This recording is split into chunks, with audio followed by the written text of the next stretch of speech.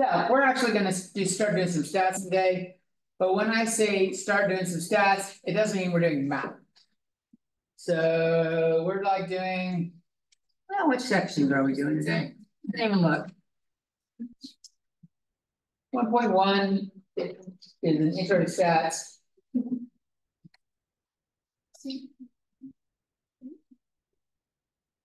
So what do we do when, what are statistics? What is statistics?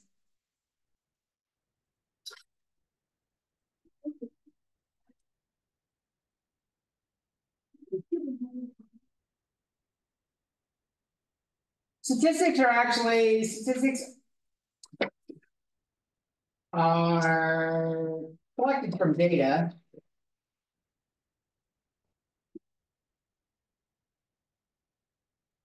And we use the results to make decisions in the real world.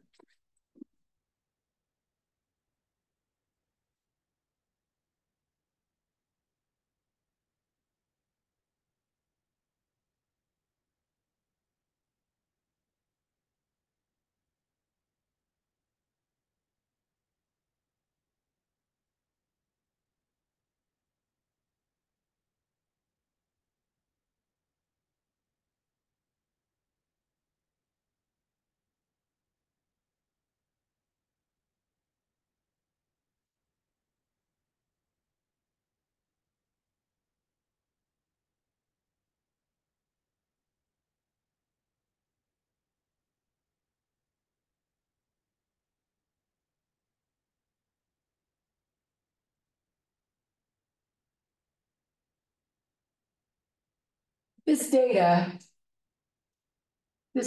we usually have, this data that we collect is usually too much.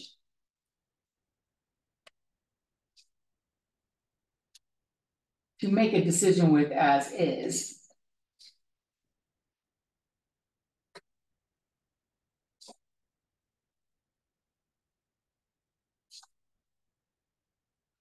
So we summarize the data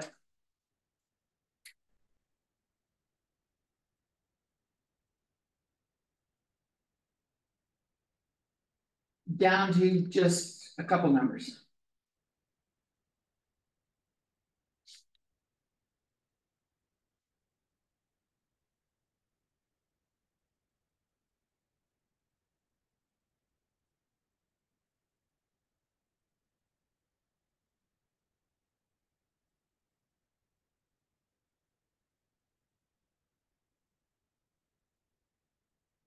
And that makes these are much more meaningful.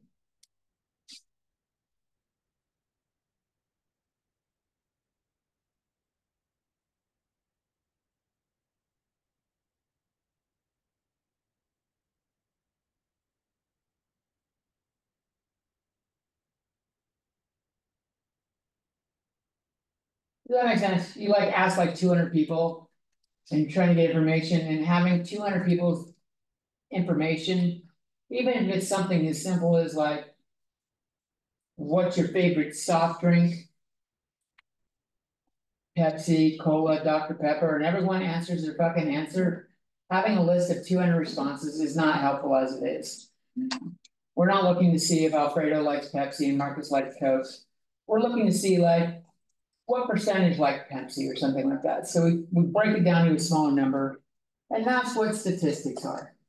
Statistics are a numerical summary of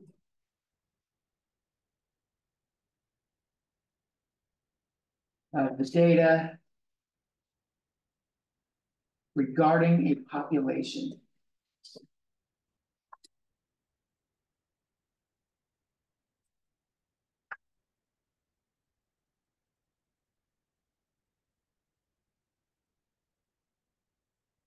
And usually it's collected from just a sample of the population. Or small group.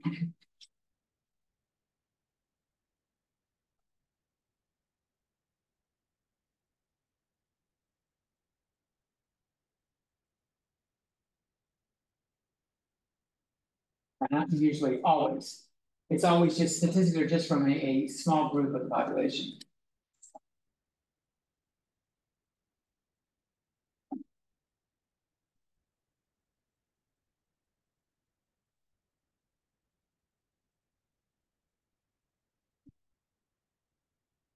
How can you be bored already?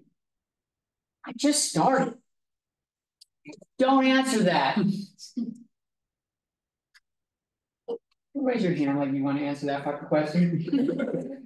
Of all the questions I asked, that's not the one I want the fucking answer to. Jesus. Answer the questions when I ask something about statistics. Not why are you bored when this fucking hand shoots up. Jesus.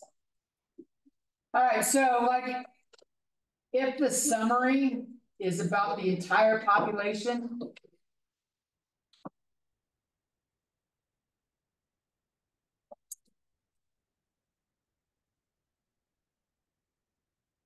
and not just the sample,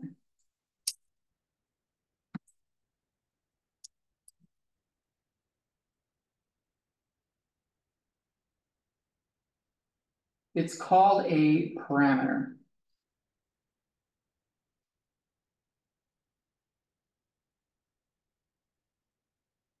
All right, Claire, what's your name? I forget your name. You know Xavier. What? Xavier. Xavier, I'll remember that. It's helpful to be using names in class. You're the one that always tries to sit between two ladies. I approve.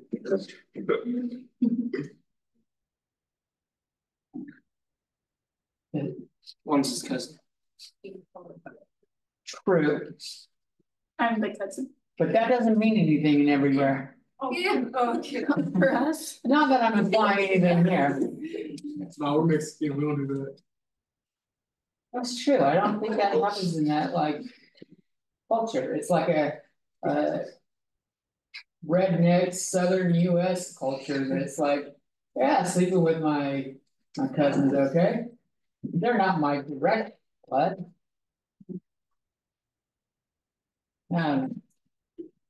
Doesn't sound right to me, but what do I know?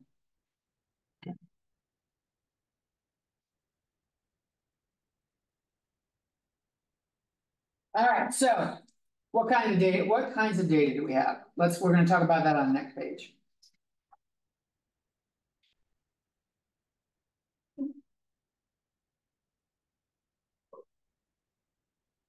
Believe it, data is the plural form of that word. A singular piece is called a datum.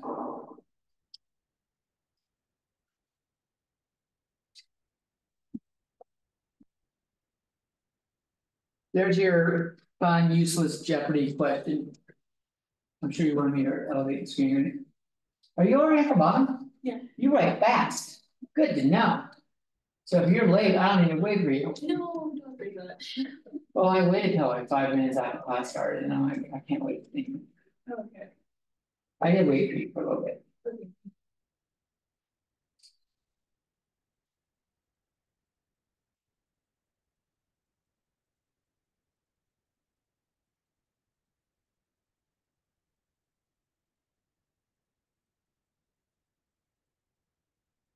Happy, does your mother know that you like to sit with Claire?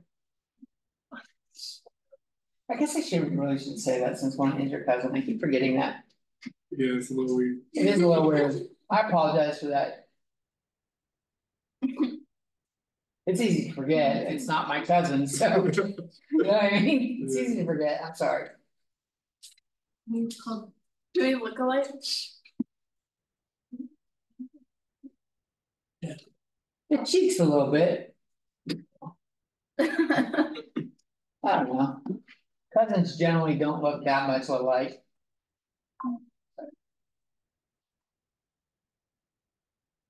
Oh, you guys want to hear something trippy while people are finishing this page? I'm literally 49 years old. I thought like the only people I had alive left in my family were my brother and my dad. And I'll talk to my dad. My brother texts me on Sunday night going, says, I got this text. I'm going to send you a link to a file. So I check my email. It's a fucking photo drive of photos of my dad. My brother's apparently on 23andMe. His wife made him do like some genealogy thing. like 12 years ago, and someone just did one recently and said, hey, I'm your cousin. Apparently, like, my dad had like 3 siblings that my mom never told us about, and so like, I have an extended family. This motherfucker had more pictures of my childhood than I do. Which fucking is crazy. There's like a photo drive for my dad from childhood on up, including all of his children and all up like that. So it was like, he had photos of me that I don't have, which was a little awkward. Very weird. Like, how did this motherfucker? Oh, how do you have my? It was weird. Everyone done writing? Yeah. It was. I did. I was happy to get them.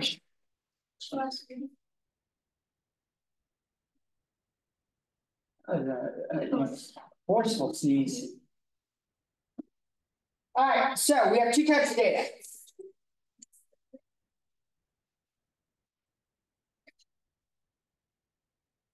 We have qualitative data. And we have quantitative.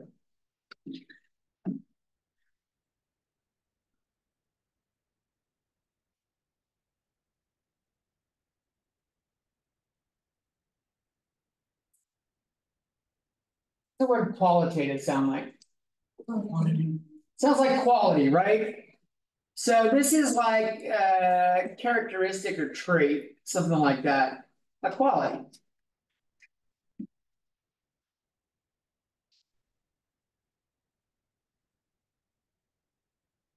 Quality, there we go. Generally, this is categorical data. We'll make up a list of some examples in a second. What word does quantitative look like? Looks like the word quantity, and quantity means like amount.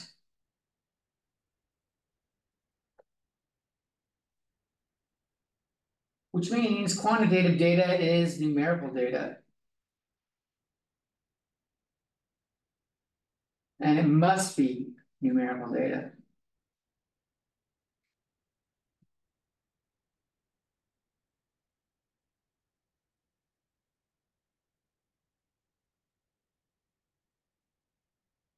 So here we're looking at like equality.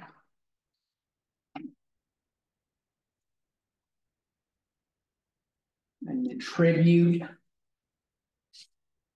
Something like that. It can include numbers, but very specific ones. That's the shortcut symbol for numbers. I know it's hashtag and it means something else in today's world, but it means numbers long before it was co-opted by social media.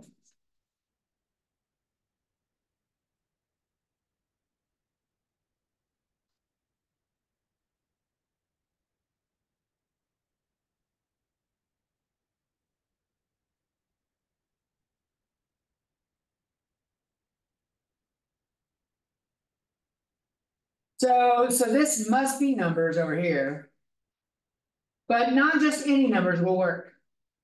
We need to be able to perform meaningful arithmetic on it.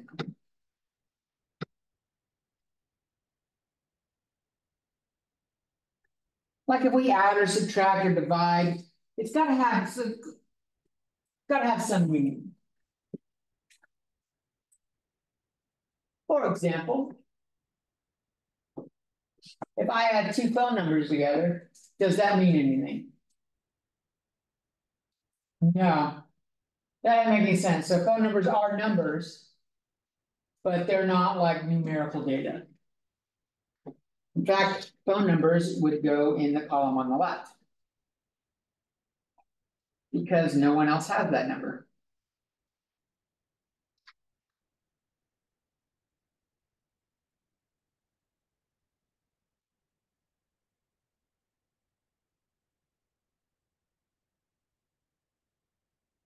And we'll make a list of more categorical data ideas in a second. I did want to add to this, this comes in two forms. One is called discrete numbers, which means things we count.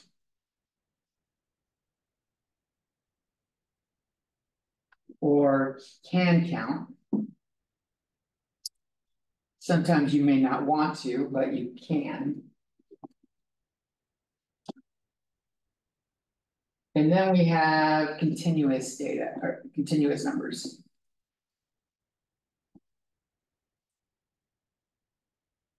And these are things we measure.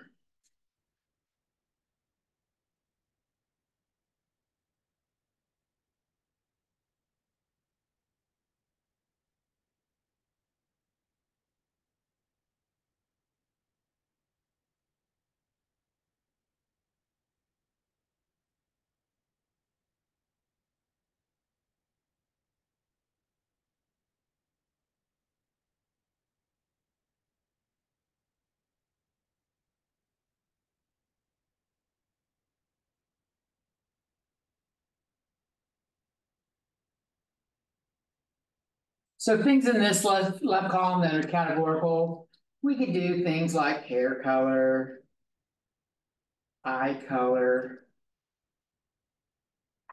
nationality, religion.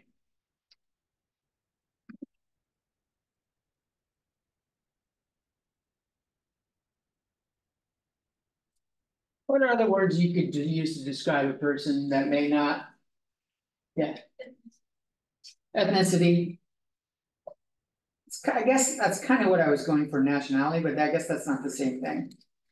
You can have one ethnicity, but it be from have a different nationality. Definitely. We have it all the time. America is filled with people like that. People that are Americans with different ethnic backgrounds. Anything else? Yeah. Personality. Personality type. That's interesting. No one's ever said that before. Body type. Body type sounds good. I like that.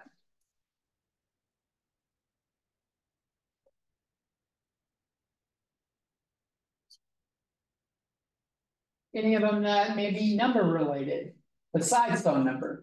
Age. Age is a number, but that's something we can add together and like take an average or find an average age. So I'm gonna put age over here. Age is something that, believe it or not, is measured. You may not think of it, but it's measured by calendar days. Yes. What about like someone who's more likely or less likely? Like what would that? What do you mean? Like less likely to, like say the tax advisor, more likely to do that in like category data. Or If I were to group people into saying less likely or more likely, yeah.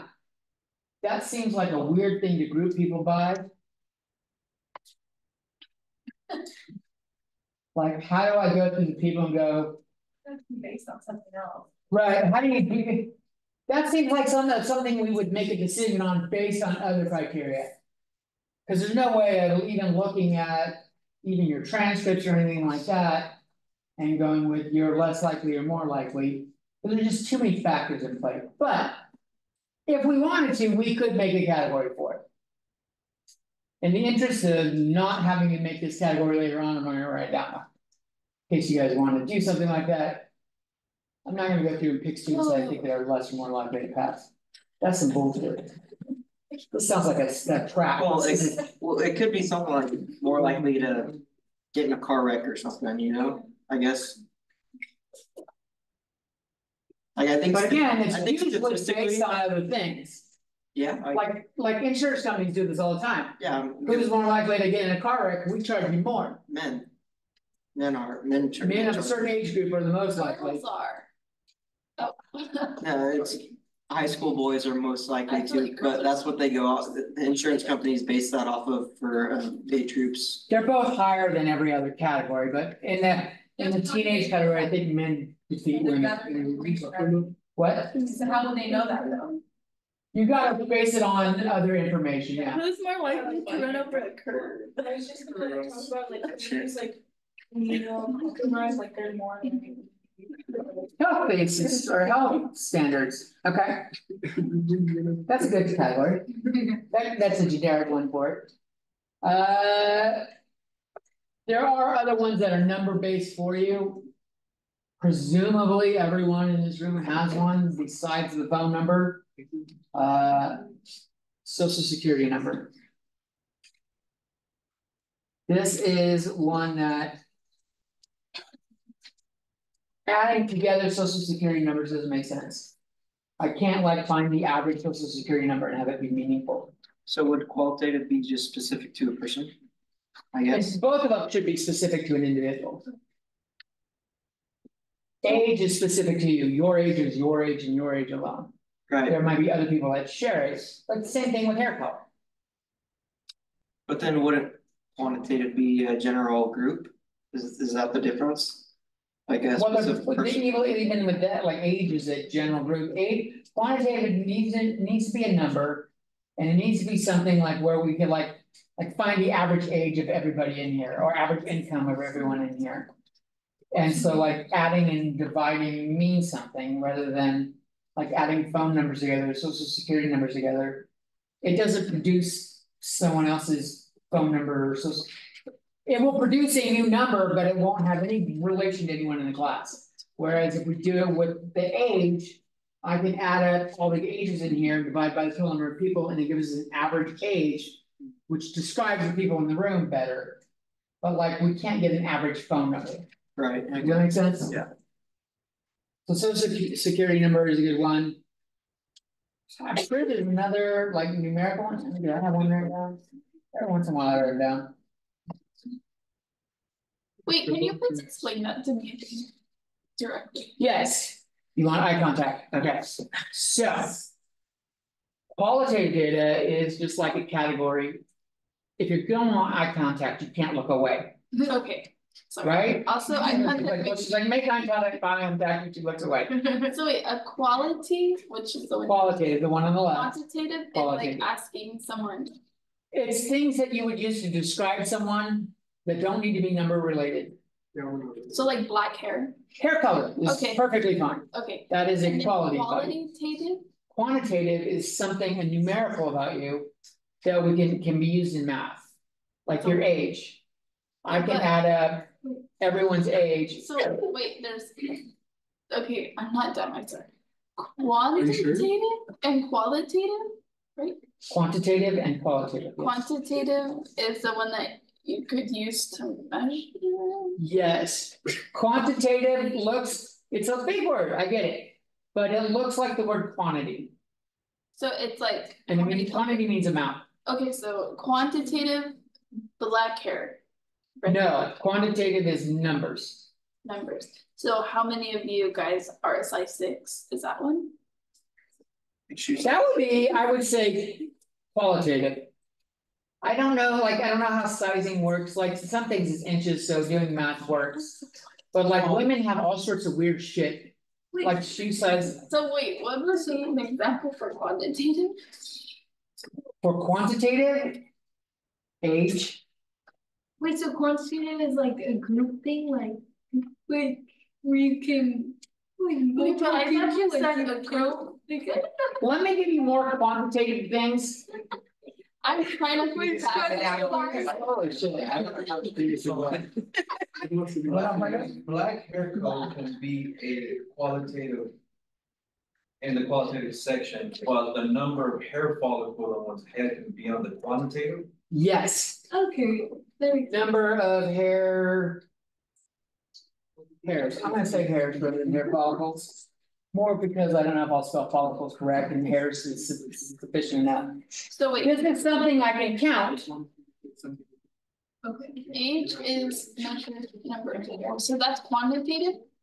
Yes, Okay, wait. so if it helps you, notice I put them in columns. So the stuff on the right is quantitative and it says it at the top. But what, Okay. So let's do more things here. Distance to school or work. See something weight, indifferent. let's see, what else do we wanna do? Income, Wait, quantity? number of children you have,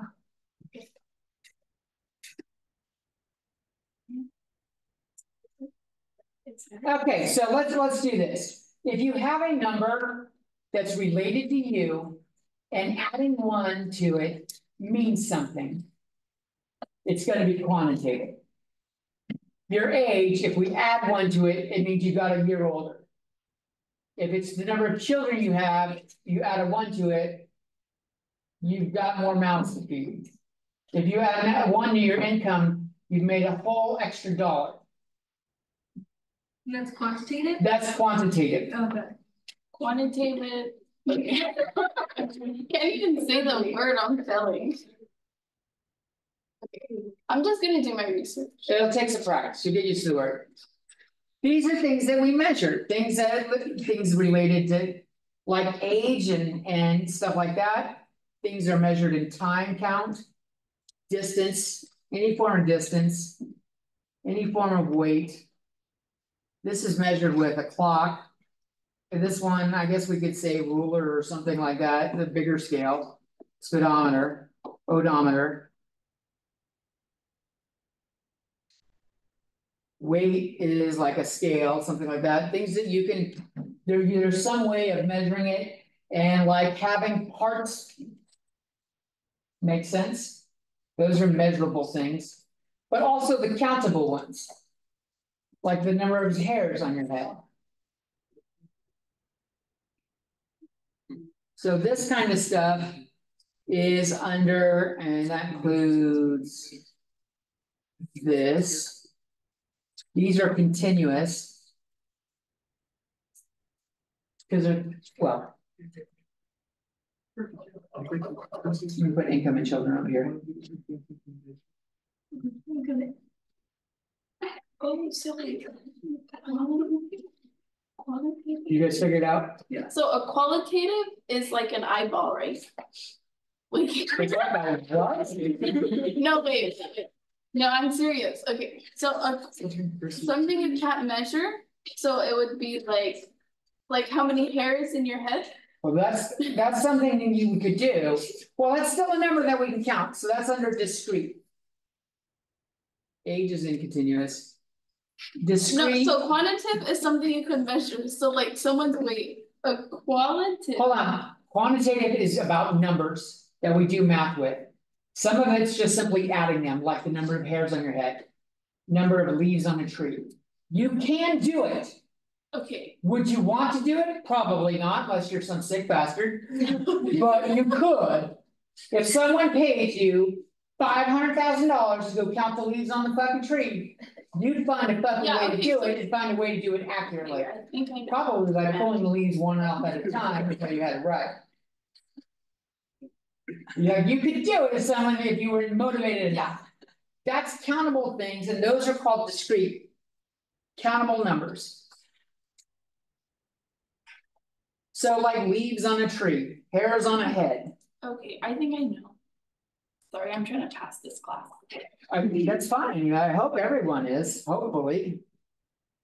Hairs on a head. But there's two forms of numbers.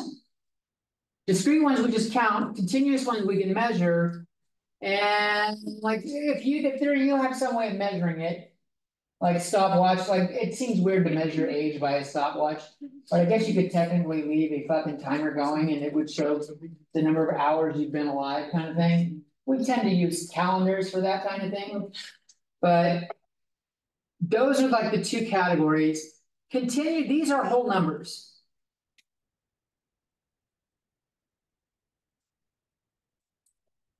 You're never gonna say you have half a hair on your head. I guess you could have half a leaf, but we're not gonna say that. You're not gonna say I have half a child. Right? So like children, things that comes in whole numbers is discrete. Anything that you can break down like with decimals can be broken down further and further into smaller parts. So we tend to do age by years, but. When you're younger than that, you do it by less than that, you'll say like, I'm 4.5. You could break it down for a newborn, we talk about number of weeks. So like time breaks down into small things, we get down to hours and then, minutes and seconds, there's ways to keep breaking it down.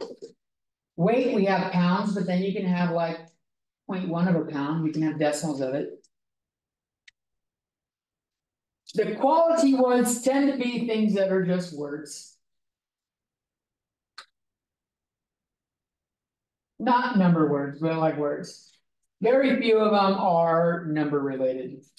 For people, they tend to be phone number, social security, and zip code or area code are qualitative things that are numbers for people. Population doesn't necessarily mean just people. That's what we usually associate it with. But if you're a car manufacturer or you're a tire manufacturer, and you're like, what kind of cars can use my tire? Your population that you're looking at is not people anymore. Because you don't strap wheels to people. Well, not unless they have a disability that needs help. But we still, that they're not like, we don't screw them on like a tire. You know what I mean? That just went down a weird hole. So like, it doesn't need to be like people though. So like we could have car manufacturer or number of seat belts. Things that like, depending on what our group of people are, our population is about, are gonna have different characteristics, different numbers that can be used to describe them. This is there will be a question or two about this on the midterm. But hopefully by then you've like nailed that down. It's not the heart and soul of statistics. Being able to break it down is only mildly helpful. Let's continue.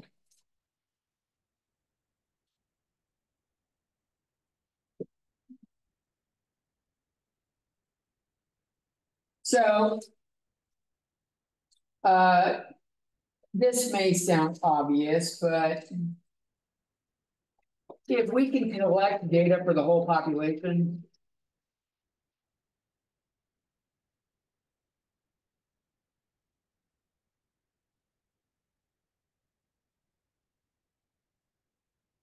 then the entire statistics process is meaningless.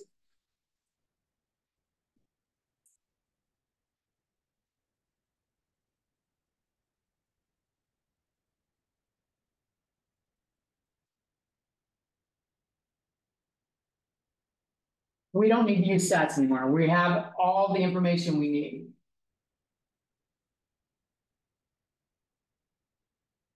So the statistics process is definitely when we only have a smaller group of the population that we've collected information from.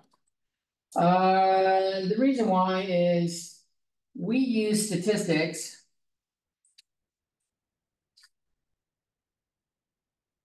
to make decisions about a population when collecting all the data is unreasonable.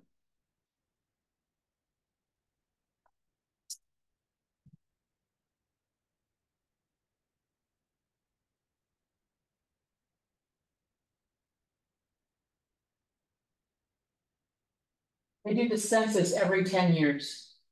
They go door to door and collect information about the people that live there. Even if we just look at like Tulare, the town of Tulare or the town of Visalia, they can't pay enough people to go through the entire town in one day. Which means it takes a couple days to get across town. And by the time you've gotten across town, I guarantee you someone has already been born and someone has already died in the city. So like the information about the population is not accurate. Even for a census for just a single city. They do it for the entire country though, because it's close enough. But generally, like, this is like with the politics, the election coming up soon. You constantly will hear who's leading in the polls. Do you think they went and asked every American if they're voting for Trump or Miss Harris? No, they asked a few people. And they're basing their polling numbers, what percentage prefer Trump over Harris, based on what those few said, because you can't realistically poll the whole country on this. And if you could, well, you can, it's called polling day. You're done, the deal's done. We do it on polling day because it's too expensive to do it more than once. Yeah. What's an accurate sample size then? Like what would make it accurate? We'll get to that. That's an excellent question. So we use statistics to make decisions. It needs to be large enough to be meaningful. Samples should have enough to be meaningful.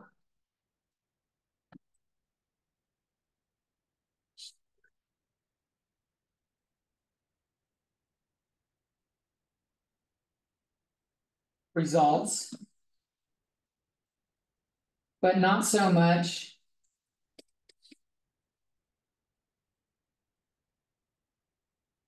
that it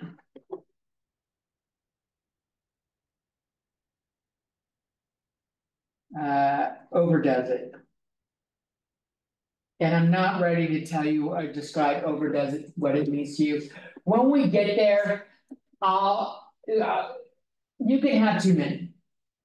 If you ask too many people, like what we use the numbers for in the process, it makes it so that we will like pass out or throw out answers that are perfectly fine because the numbers have gotten too small.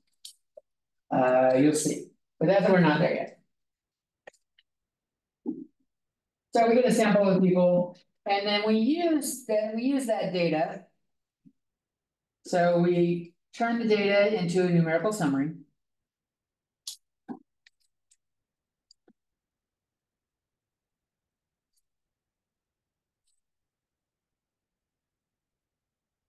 And we use that statistic, remember that numerical summary is called a statistic,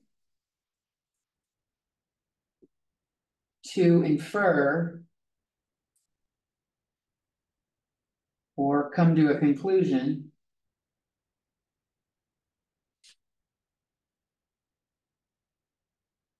about the entire population.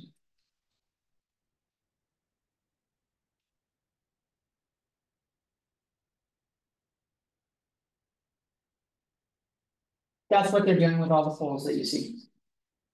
They might ask you, I don't know how many they asked for the polling data. I imagine it's less than 1,000. And then they tell you like, Trump has this much percentage of the voters, Harris has this percentage of the voters. I don't know where it's at. They often break it down by state because we have an electoral college. It's all about the way the US government runs. And some states really don't matter. Like most of the states don't matter. You have predominantly one party. And so like California is mostly Democrat. The Democrats have such a large margin here that you would need to like import like 1 million Republicans to make a difference kind of thing. Or some, maybe not 1 million, but like a lot of people to have them move in from another state. But some states are very close. They have about the same population of Democrats and Republicans and enough independent voters that they're the ones that end up deciding the fate of the country. Because generally, a lot of the other ones are balanced. It's kind of weird. Not the best way to do the government, but when it comes down to polling, they only ask a few. And they tend to do it in the states that matter. So they'll say like, I think Wisconsin's one of them. Georgia, I believe, is a swing state. They poll the people there to see how they're deciding because they're trying to decide how the state's votes are going to go because it's generally all or nothing. For those of you that haven't taken US government, we have a certain number of representatives that cast votes for it's the electoral colleges our House of Representatives. Well, it's related to that. But they cast votes for us, but it's all or nothing for the entire state. So even though like this California may be 60% Democrat, maybe even only 55% Democrat and 48% Republican, all the votes for California go to the Democrat side. Same thing in Texas for Republican. All the votes, even though there's a lot of Democrats in Texas, that all the votes go for Republican in that state. So it's a different process there. So they only really check like the ones that matter in by the states that are like really close that will be the tiebreakers. If you're 18 or 19, you probably haven't been or paid attention to the last election. It's worth watching like the numbers on election day, like in the evening, they start doing state by state determining, you'll kind of get a feel for how the US government works, even if you haven't taken US government. It's almost like I'm betting not a lot of people have played Risk. The US government is a lot like Risk. Risk, you play war and each country gets a number of armies based on its population. The US electoral system, each state gets a number of votes based on its population. So kind of similar to that. It's a long game. That's the long game. Yeah. So our process. I imagine you're done writing that. The process we take.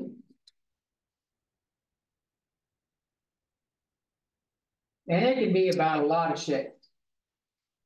Some of it, you'll be like, why the fuck is this a survey? Why is this even being done? Who's wasting money on this? But the first step is always identify a research objective.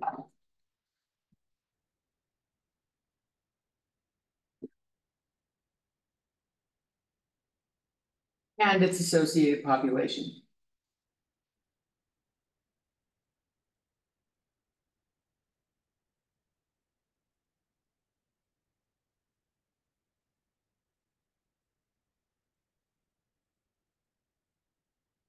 I will point out, recall, population doesn't need to be people.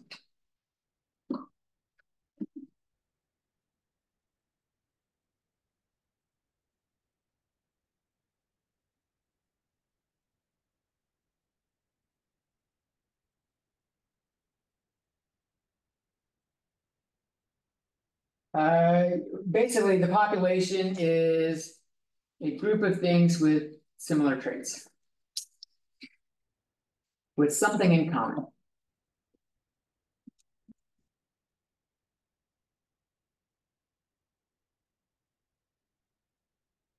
It's easy to see what humans have in common, but we could do it on vehicles. Our population could be vehicles, which is pretty big. It includes cars, trucks, boats, airplanes, shit like that. We could narrow it down to automobiles or flying vehicles, helicopters and those airplanes. But we can make the population whatever we want. Population doesn't need to be all the people. Like if we did the population of humans, it would be the worldwide population, but very few things use that. We often do the population of the US or the state or the city. But if we wanted to, we could do COS students or even just the people in this class could be the entire population. So we decide what is the thing they have in common. That should say in common. That doesn't look very good. There you go. Then we conduct an experiment to collect data.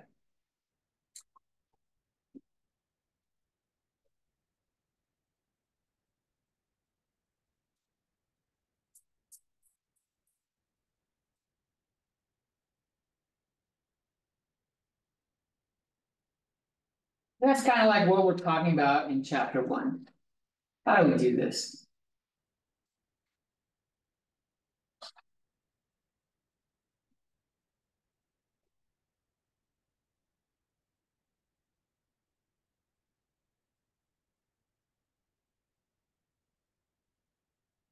Someone wave in the middle of the room. See the power you possess? Don't ruin it by pointing out the sensor, Alfredo. Let it be magic. See, we're going to use the data to develop what is called descriptive statistics.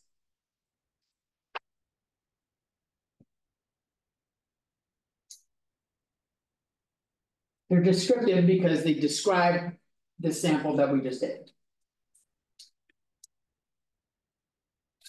And we'll do stuff like that in chapters 2 to 4.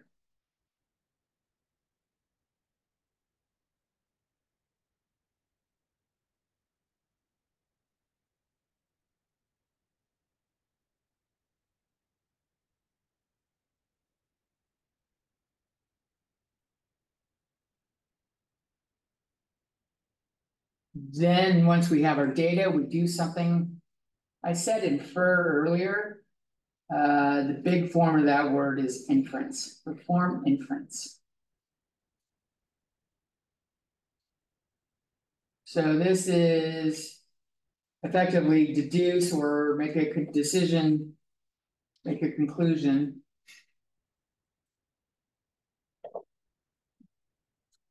About the entire population.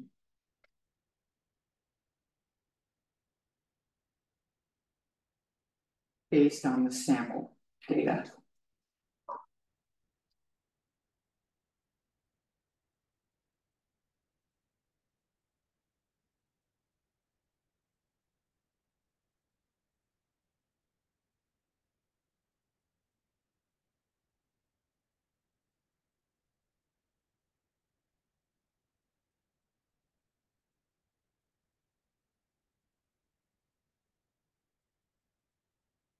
So like the polling thing isn't necessarily reliable.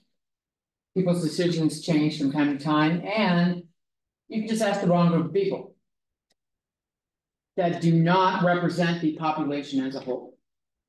For example, the city of San Francisco has a substantially much larger group of Democrats than Republicans. If you only surveyed people in San Francisco and tried to make an assumption about Californians based on San Francisco alone, you're going to have some pretty misleading results. You could be like, oh, look, like 90% support Governor Newsom and Kamala Harris, whereas 90% of California does not, in fact, support either of them. But you're basing it on like the wrong group of people. So we don't always know if it's correct. So this process can be unreliable, which is what I'm getting to. The process can be unreliable.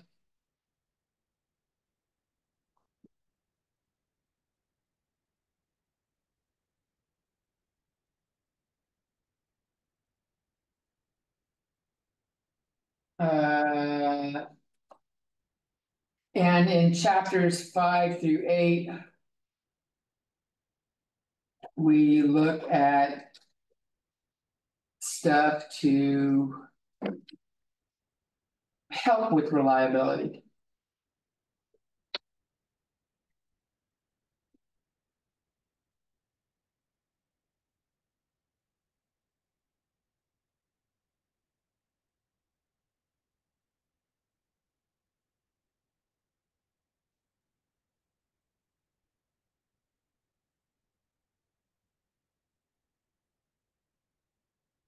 And then in chapters 9 to 13,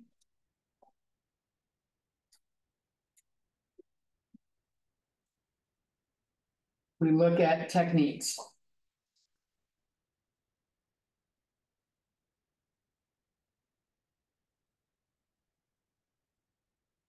For inference.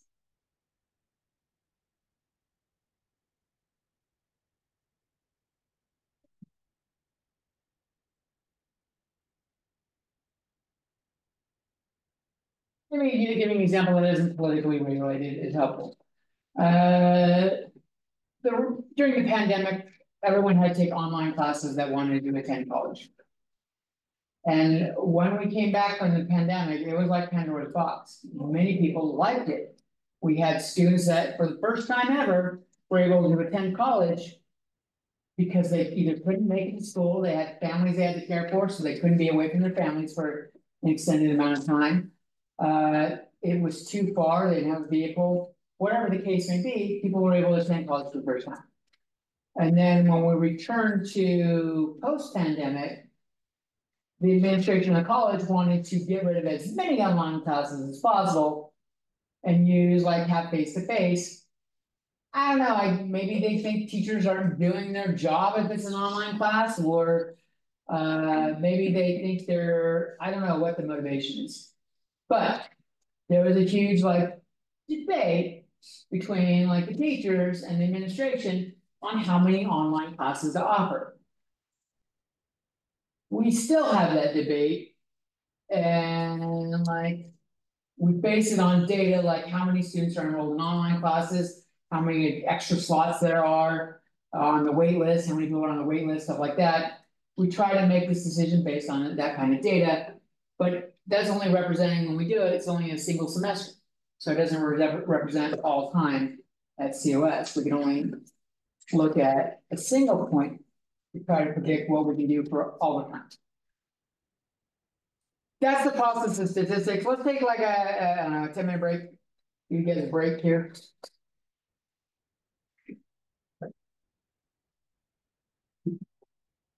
Pauses. For her, it's a fucking deal breaker. She does not like spaghetti and with like spaghetti sauce with like penny noodles. This isn't spaghetti. Has this been an argument for years? We've been married 20 years. It's been an argument for a while. She will make them sometimes her way, sometimes my way. It's not unreasonable about it. So it's like does it half the time my way. All right. 1.2. We're in stats here. We're doing variables and statistics here.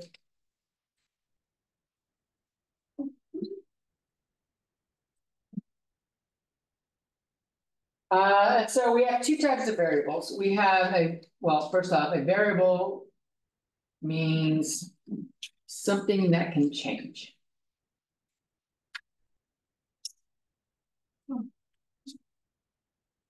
Changes. Or varies. Hence the name variable.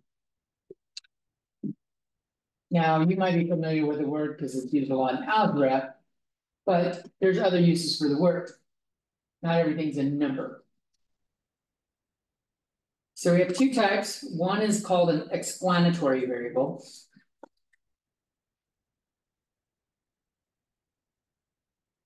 And what does the word explanatory look like? I'll remind you of. Explain. It's kind of like explain, right? Explain. It explains what's going on. Why an outcome has occurred.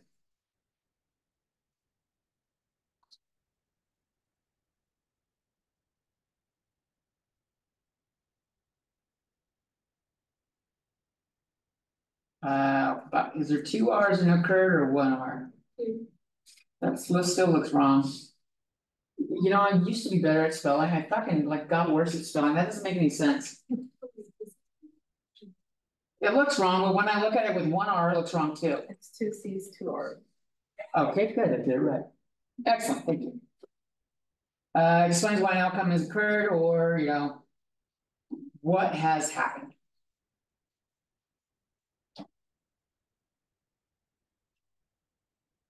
It's an explanation. And don't worry, I'll give you an example where you'll be able to see like what the hell I'm talking about. Then we have our response variable.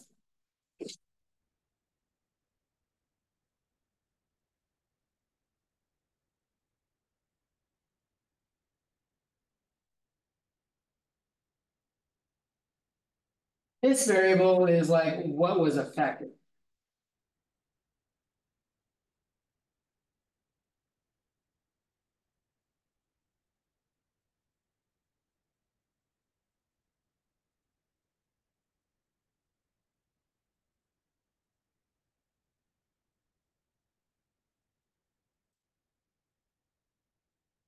You might think of these as cause and effect.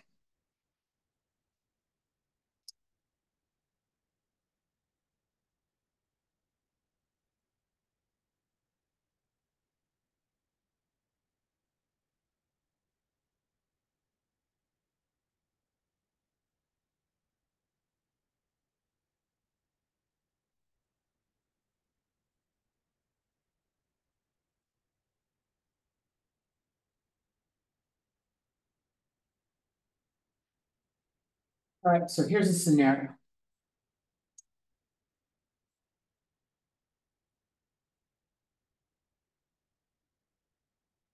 The survey was conducted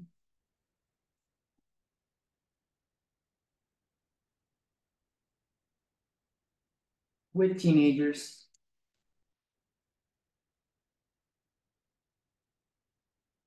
to see if owning a mini fridge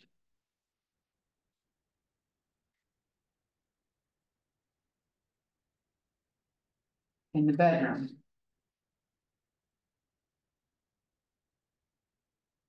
leads to obesity.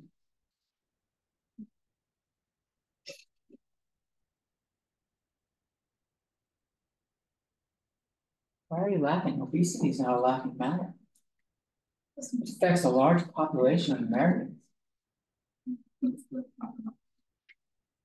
Also affects.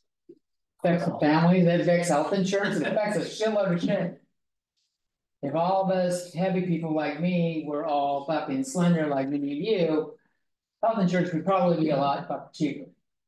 You're welcome.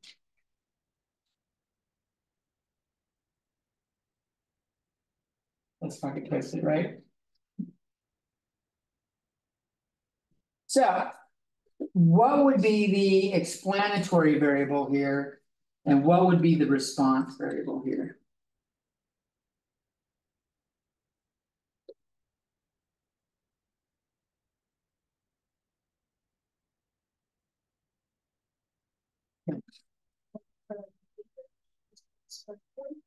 Owning a mini fridge. What does it explain? It explains, how it leads to obesity.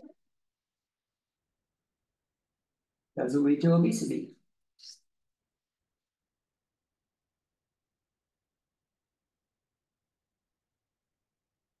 That's the right answer. That's a good answer.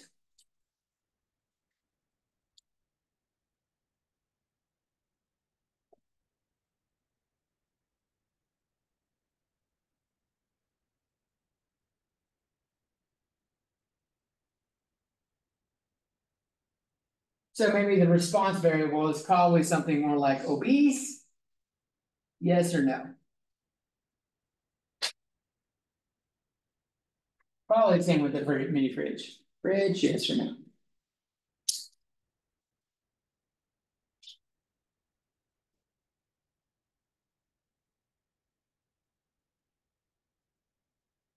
Doesn't seem like a good experiment.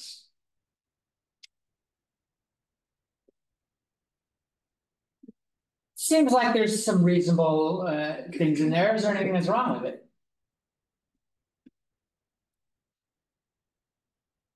Like what, Marcus? There's many other factors that could lead to obesity. Like what? Like eating together. So there are other factors that could cause it, right?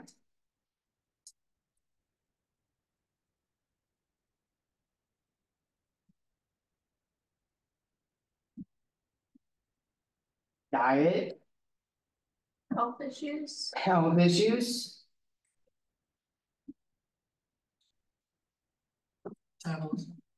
metabolism. Is that what you're gonna say, Bianca? Mental health. Or mental state. We could do that separately than health issues. That's fine. Anything else? Bored. What? When you're bored, you eat. I do. I do too. Boredom level? I'm not gonna argue with that. I was losing weight before the pandemic. That fucking pandemic rolled around and I was sitting at home and getting bored. And all the weight I've been losing just by like restricting my diet naturally, just remaining busy, went out the window because I was bored. And I put a whole shitload of weight back on in that very short period of time. Yeah. Dehydration. Some people think that whenever they're dehydrated, they're hungry, but they're actually just. Hydration level, okay. Come from like a generation of family. So like, inherited? So genealogy maybe? Or, Well, that would have to do with metabolism, right? Cause you would inherit the metabolism, or you wouldn't inherit no metabolism, I guess, or not necessarily. but there might be components of metabolism that are not inherited. I don't know enough about health to distinguish between the two. Clearly, I am not a fucking nursing expert. So they might be one, might be the subset of the other, but. Yeah, Educational nutrition, your educational nutrition.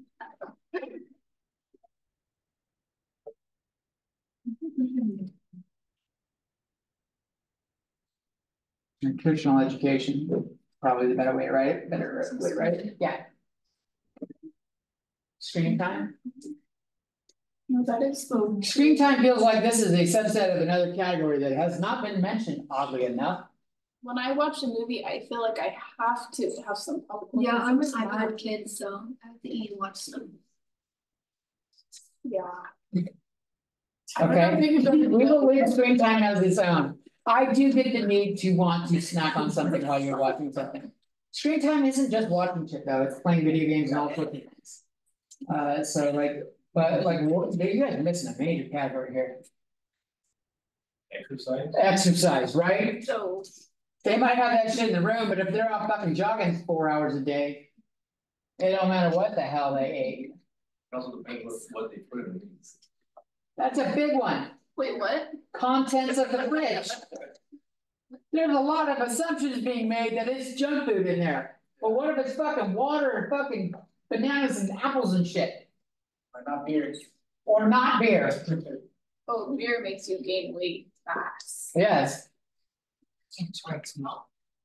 it's not a good choice, no. It's not a good choice. It's being turned into alcohol. Beer is made from grain, vodka is made from potatoes. It's food that's been. You don't wanna know how fucking alcohol is made. Well, yeah, maybe we've got a crowd of 18-year-olds that finding out about how alcohol is made might just be beneficial for your fucking How entire is it? life. It's too late, but go ahead. You know? Sure. Go for it. Tell us how alcohol is made. Oh, you didn't get the joke here. Just keep it. No, like, you already drew. Oh. Gotcha. They fucking basically let the fucking shit rot. Yep. It rots, it's called fermentation, but it's literally sitting there decaying and doing the fucking process. That's But without oxygen. There's no oxygen, so that's what makes it not rot and ferment. That's the difference. Holy shit, look at you know more. Why do you know this? Cause I didn't know that. How did you know? Why? Or how did that come up in your life? That you know the forward? Are you room at home? You guys like to have like a bathtub generator or some shit like that? I work on a dairy farm, so the silage has to ferment, so we have to know how to keep it from rotting. Apparently, it's decay without rot. It breaks down into alcohol. It breaks down into the sugar contents, and alcohol is a lot of sugar. It's the bacteria that's eating it secretes stuff. Wait, is that like beer too?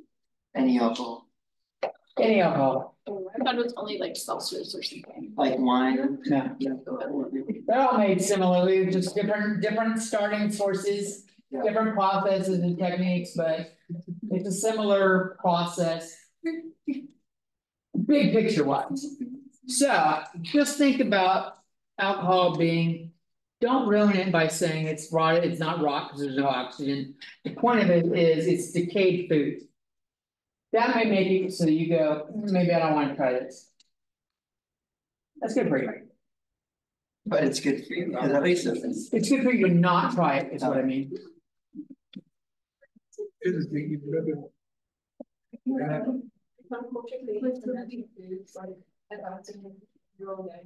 You know, take your fucking phone in here. Like soybean. Kimchi, nasty as fuck. Oh, fuck it, no, I'm sure that's not good for you. I can't prove it. Ah, Have you tried it? Yes, I would not make, you don't make that face for something you have not tried. Where'd you get it? I don't know where the fuck I got Did it. you get it store bought, like in the little jars, the little grow? Yeah, those are good. Those are nasty. You need to make it on your own. No.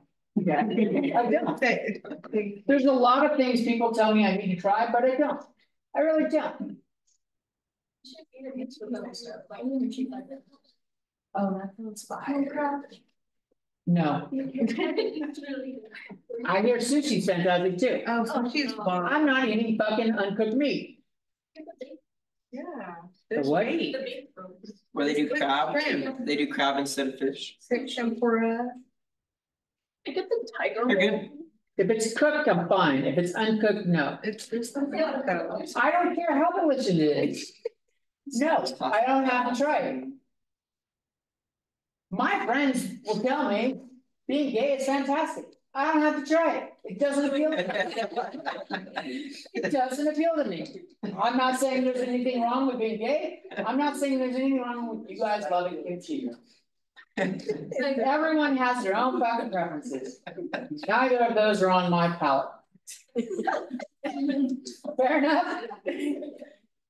Turkey bacon is up there too. I got tricked by turkey bacon. That's another day. We got shit to finish it. So we came up with a list of shit. All these factors here, lots of factors contributed to obesity.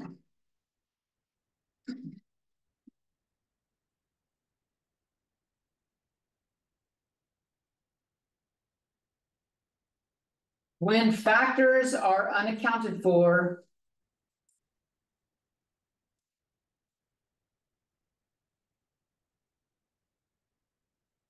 in an experiment,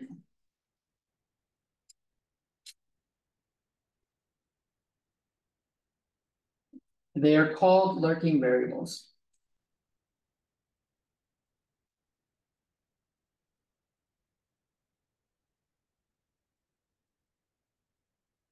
Which means they're like hidden variables.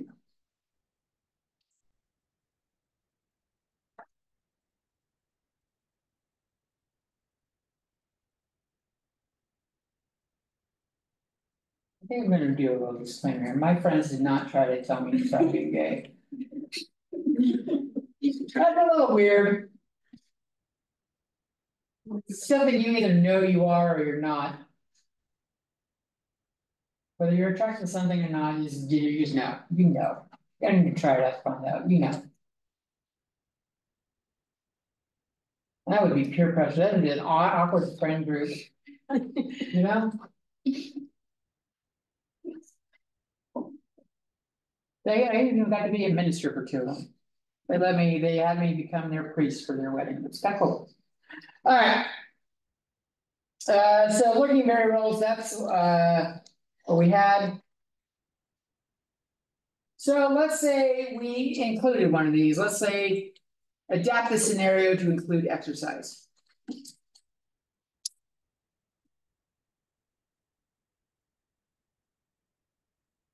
Counting or keeping track of exercise level.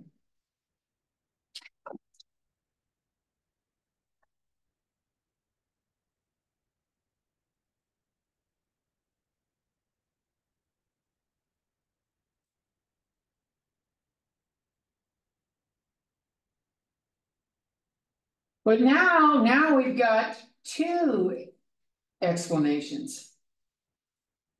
Is it the fridge or lack of exercise?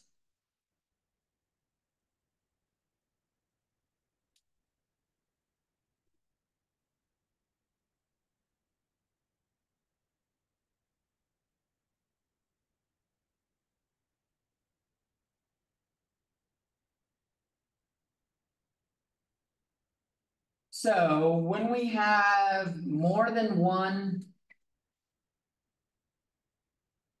explanatory variable and they're not really separated,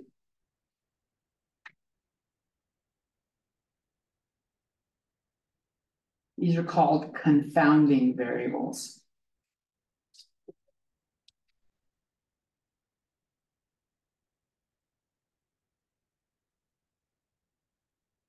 You don't know which one to blame.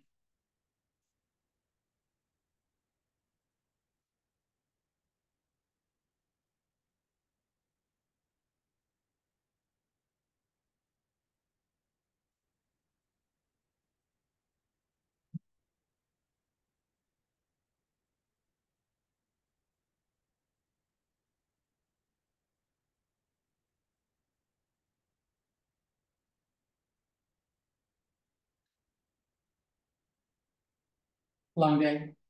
Yeah.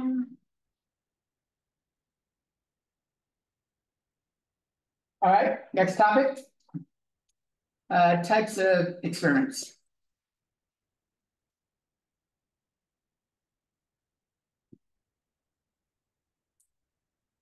We have the observational study.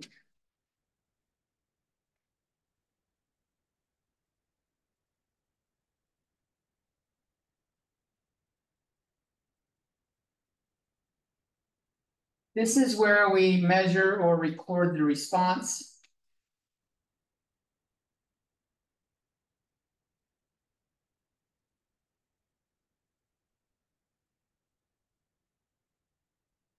Without attempting to influence the outcome.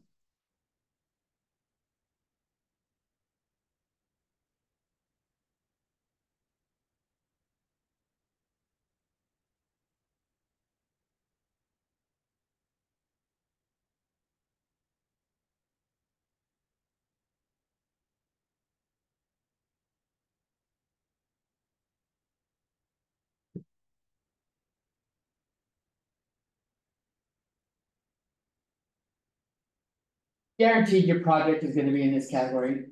You're not allowed to experiment on human people, and most of you are probably gonna wanna do like a human-based project.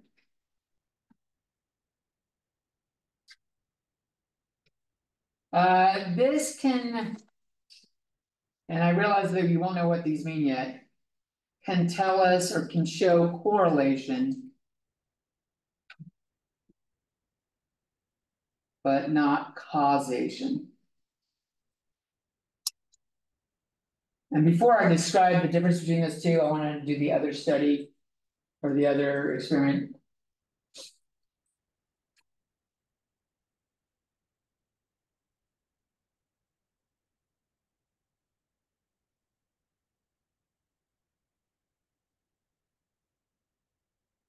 The other one is the design experiment.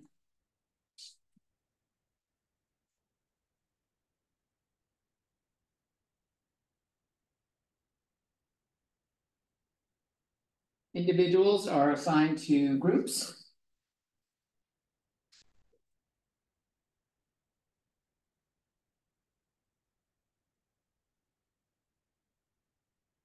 And the explanatory variable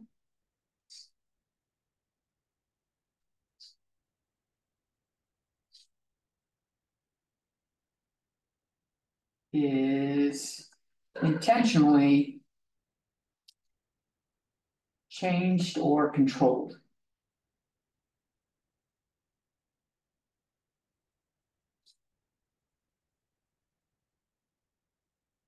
Differently for each group.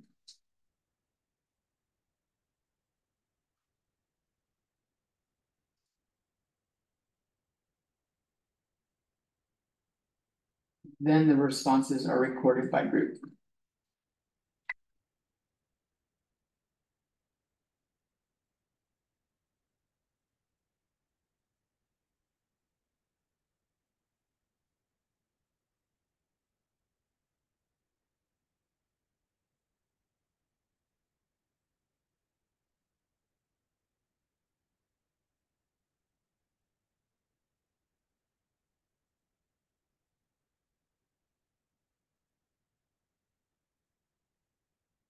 This one can show causation.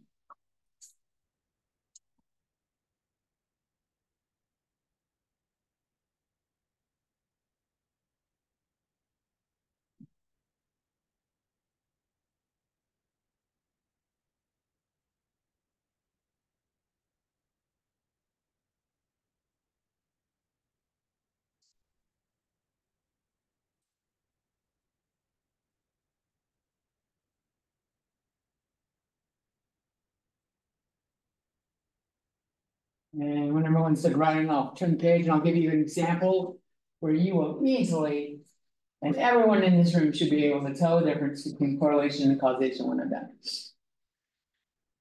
Easily.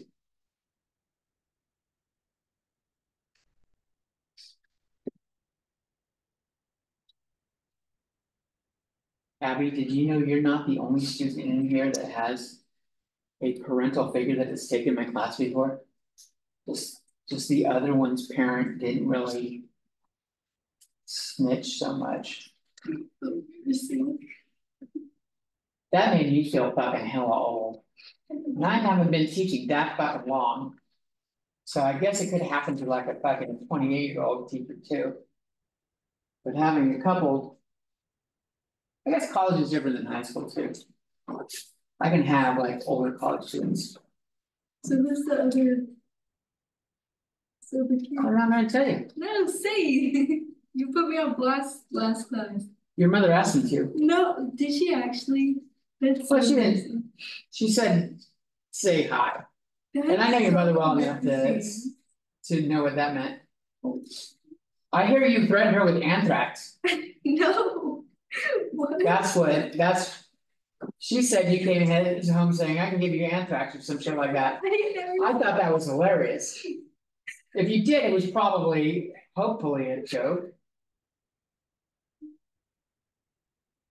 The only reason I brought it up today is someone else said your mother was in. I'll leave you alone about your mother for a while. Okay, please. All right, does anyone need this page longer? Okay, so example. In July.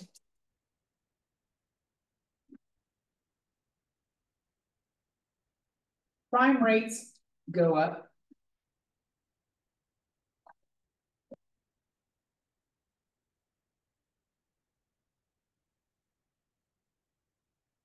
Also in July.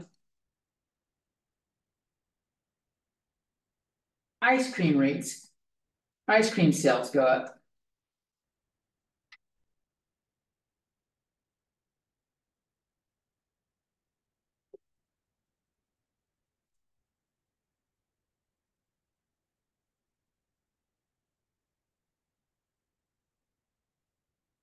Does the increase in ice cream sales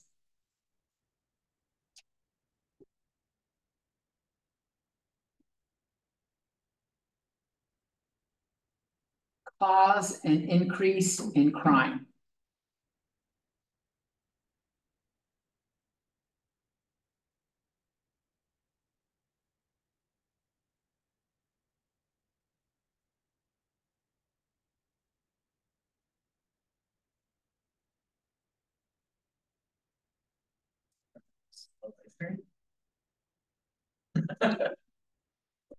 Does it make sense that ice cream sales could cause crime? Yeah? Why? I'm willing to hear you out. Now, like if you're stealing ice cream because it's gone up in price and you're selling ice cream out of the back of the fucking truck. I don't know, that doesn't seem like, yeah, Bianca. I'm just like, the question asks itself. Does ice cream sales cause crime to go up?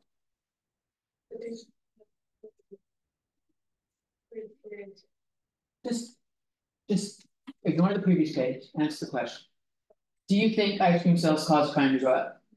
No. I think this is going to be a uniform idea. Let's look at the other way.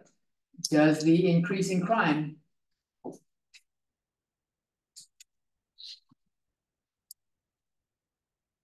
cause ice cream sales to go up?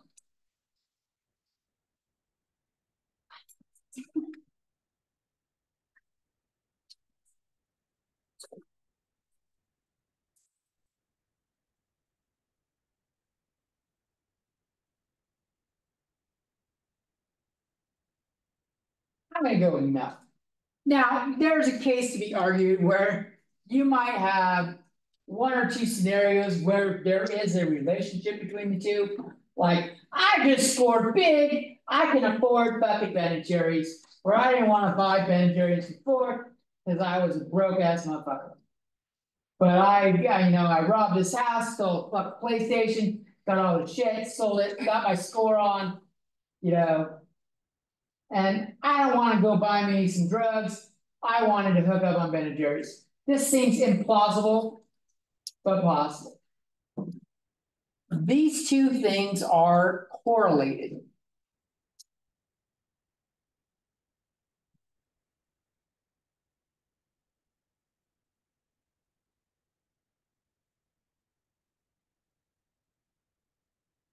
in this scenario. What's the likely cause of this? It's hot. Hot definitely explains the ice cream sales. I'm still confused about how it connects to crime, but I think that might be it. People are irritated, so it may not be like stealing shit has gone up, but like assault has gone up. You're more likely to fucking throw a punch at someone that's pissed you off. It's more likely to fucking road rage and run off the road. Because it's hot? Cause you're irritated, cause it's hot. Right? So it's temperature. These things, that's not a question mark. These two things are correlated. But there's no causation.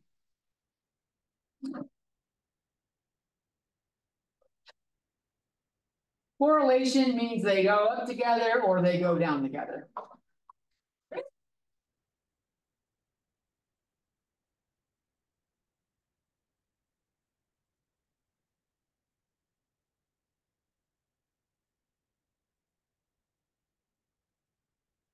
And the reason why we don't use it for causation, because this can be sheer coincidence.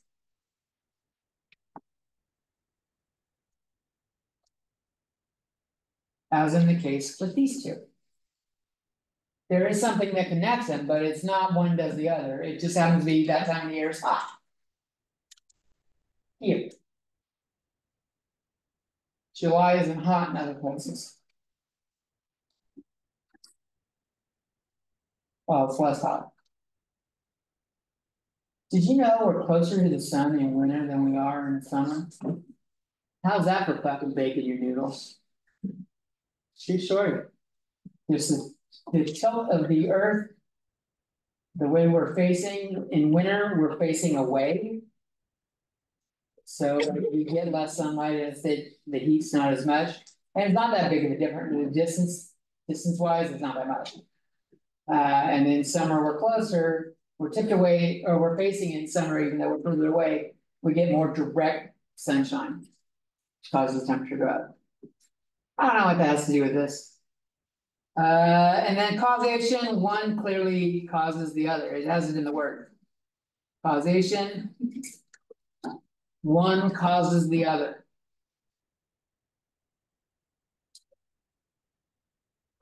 And this can only be shown with designed experiments.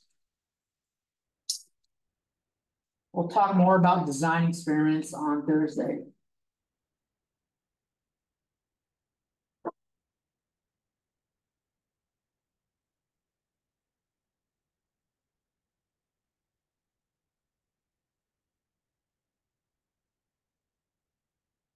And I got 2 more definitions for you, and we'll get out.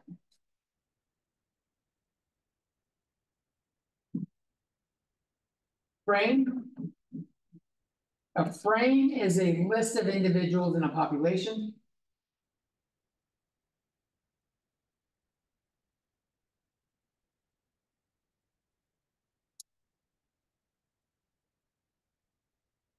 If the phone book had everyone's name, not just like the person's who, fuck, we don't even do phone books that much anymore. Because most cell phones don't do it, and used to be just house phones, and that now everyone has them. A census is a frame, but with the traits as well. Frame with characteristics.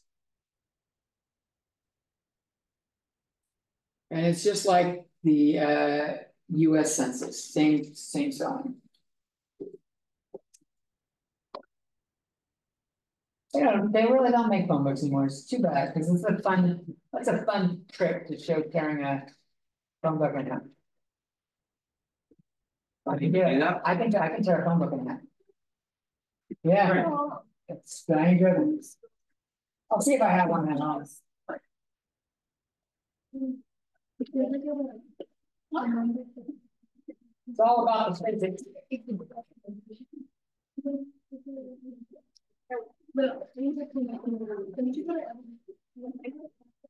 And you're free to go. TTFO. I guess I didn't make that clear.